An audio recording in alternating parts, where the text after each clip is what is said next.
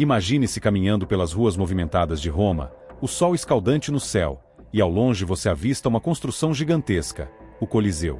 Um lugar onde você ouviria gritos, o som de espadas se chocando, e a multidão em êxtase.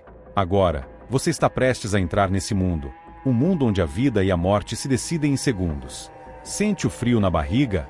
Ao atravessar os enormes portões, você é envolvido pela emoção da multidão.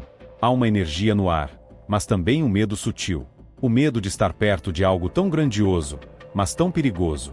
Imagine olhar para a arena e ver gladiadores prontos para lutar até a morte. O chão de areia manchado de sangue, as feras exóticas, como leões e tigres, liberados de gaiolas subterrâneas. E você, observando cada movimento, sabendo que aquele momento decidirá o destino de homens corajosos. De repente, a multidão faz um gesto simples com o polegar, e a vida de um gladiador está nas mãos do imperador.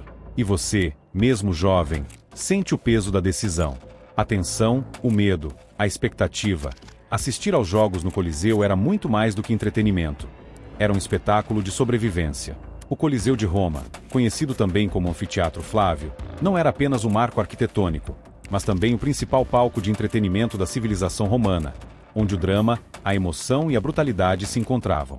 Sua grandiosidade atraía milhares de espectadores, de todas as classes sociais, ansiosos para ver o desenrolar dos combates, caçadas e execuções que faziam parte dos famosos Jogos de Gladiadores. O acesso ao Coliseu era gratuito, mas altamente regulado.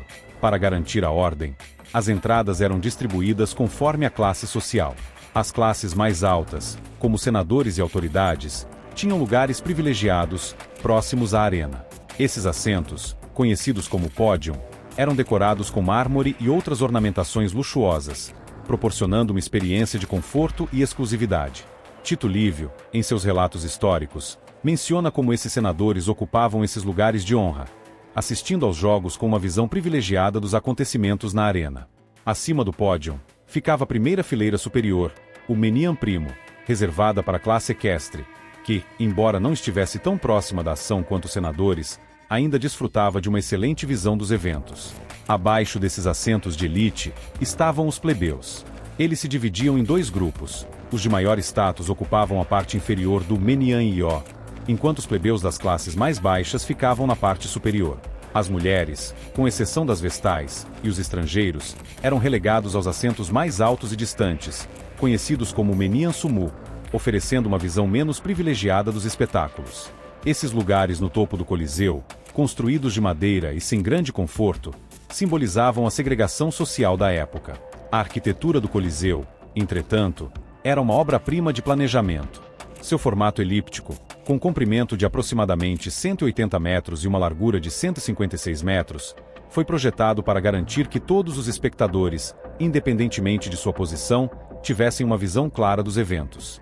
A inclinação das arquibancadas, cuidadosamente desenhada, permitia que até os espectadores sentados nas fileiras mais altas conseguissem ver a ação sem obstáculos. A arena em si era coberta por uma camada de areia, utilizada para absorver o sangue derramado pelos gladiadores e prisioneiros durante os combates. Além disso, o Coliseu possuía inovações técnicas impressionantes, como sistemas de elevadores e rampas que introduziam animais selvagens e cenários no meio dos jogos, permitindo transformar a arena em florestas densas, desertos escaldantes ou campos de batalha em questão de minutos. A chegada do imperador era um dos momentos mais aguardados do espetáculo. O início dos jogos era marcado pela Sinfonia das Trombetas de Bronze, anunciando sua entrada. O imperador chegava ao Coliseu com sua comitiva de guardas, conselheiros e membros da elite romana, todos em trajes solenes. Ao avistarem o imperador, a multidão explodia em aplausos ensurdecedores, e o ambiente, já eletrizado, tornava-se ainda mais vibrante. Suetônio, o famoso biógrafo, escreveu sobre a presença de Tito no Coliseu, mencionando como sua entrada elevava o ânimo da multidão e transformava um simples jogo em um evento digno dos deuses. O início dos jogos em si era uma procissão elaborada, conhecida como pompa, onde gladiadores, animais exóticos e prisioneiros de guerra desfilavam pela arena ao som de trombetas e aplausos. A entrada dos gladiadores era um momento cerimonial, cheio de formalidades e rituais. Ao chegarem ao centro da arena, os gladiadores viravam-se para o imperador e levantavam suas armas em saudação, proferindo a famosa frase: Ave, imperador, os que vão morrer te saúdam. Esse ritual era um lembrete claro da brutalidade que estava por vir e da natureza mortal desses combates. As batalhas começavam de forma cautelosa. Gladiadores eram treinados em diferentes estilos de luta, e cada movimento era uma combinação de estratégia e força. Tácito, em seus escritos, descreveu como o público observava com silêncio tenso cada movimento dos gladiadores, como se cada gesto pudesse prever o resultado da luta. Entre as diferentes escolas de combate, destacava-se o duelo entre o retiarius, armado com uma rede tridente, e o secutor, que carregava uma espada curta e um grande escudo. A tensão nas arquibancadas era palpável, desde os senadores nas primeiras fileiras até os plebeus nos assentos superiores, com todos torcendo, aplaudindo e até mesmo oferecendo sugestões ou críticas aos gladiadores durante o combate. Quando um gladiador caía ou era desarmado, o destino do derrotado muitas vezes estava nas mãos do público e do imperador. Tácito descreve como esses momentos eram carregados de emoção, com a multidão fazendo gestos com o polegar para indicar se o gladiador deveria ser poupado ou executado. A decisão final cabia ao imperador, que com um simples gesto decidia o destino do combatente derrotado, enquanto o público observava com expectativa, como se suas próprias vidas estivessem em jogo. Nos intervalos dos combates, o espetáculo não parava. As venationes, ou caçadas de animais selvagens, traziam criaturas exóticas de todas as partes do Império Romano para lutar contra caçadores armados apenas com lanças e redes. Leões, tigres, elefantes e até rinocerontes eram trazidos para esses eventos, que muitas vezes se tornavam batalhas mortais. Outro entretenimento popular incluía lutas entre anões e mulheres, que, apesar de não serem treinadas para combate, às vezes participavam de encenações na arena. Tácito registrou reações mistas do público a esses espetáculos, com alguns se deleitando com a novidade, enquanto outros consideravam uma perversão das normas e costumes tradicionais. Outro momento sombrio dos intervalos eram as execuções públicas. Prisioneiros de guerra, criminosos condenados e escravos eram forçados a participar de recriações de mitos gregos e romanos, onde enfrentavam mortes brutais, muitas vezes lutando contra animais selvagens. Suetônio relata como o imperador Tito, em uma das celebrações mais notórias, organizou execuções em massa para saciar a sede de sangue da multidão, criando um espetáculo que era tão violento quanto os próprios combates de gladiadores. Após o fim dos jogos, a arena era um cenário de destruição, com corpos e sangue espalhados por todo lado.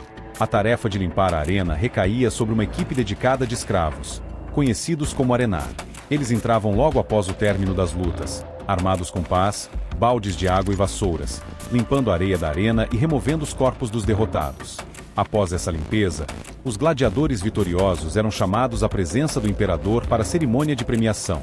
Dependendo da importância dos jogos, os prêmios variavam desde coroas de louros, um símbolo tradicional da vitória, até somas de dinheiro, terras e, em alguns casos, a liberdade para gladiadores escravos.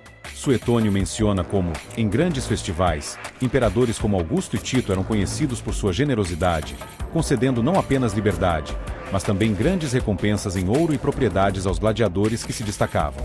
Quando o espetáculo finalmente terminava, os milhares de espectadores deixavam o Coliseu em uma dispersão rápida e eficiente.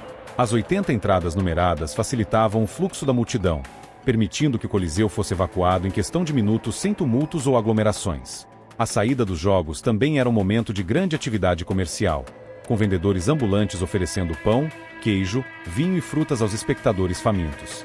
Muitos romanos aproveitavam essa saída para discutir os eventos do dia em tabernas e banhos públicos, onde as conversas muitas vezes se estendiam pela noite, debatendo sobre os gladiadores mais habilidosos ou as decisões do imperador durante as lutas. Assim era um dia no Coliseu, onde o sangue, o drama e o espetáculo moldavam o entretenimento e a cultura romana. Um verdadeiro símbolo do poder e da grandiosidade do Império Romano, que, até hoje, continua a impressionar e fascinar o mundo.